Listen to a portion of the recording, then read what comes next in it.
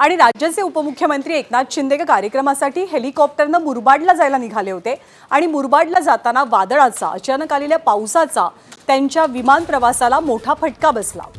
त्यांचं हेलिकॉप्टर वादळामध्ये अडकलं। वैमानिकांनी यावेळेला प्रसंगावधान दाखवलं आणि वादळातनं हे हेलिकॉप्टर सुखरूपपणे बाहेर काढलं। मुरबाडमध्ये अचानक पाऊस सुरू झाला, त्यामुळे एकनाथ शिंदेंनी पुढचा प्रवास टाळला। हेलिकॉप्टर पुन्हा एकदा जुहू इथल्या हेलिपॅडवरती उतरवलं गेलं। दरम्यान एकनाथ शिंदे आणि त्यांच्यासोबत असलेले सहकारी सुखरूप आहेत।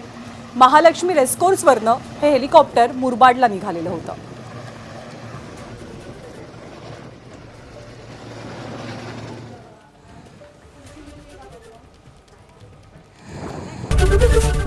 एबीपी माझा, उघडा डोळे बघा नीट।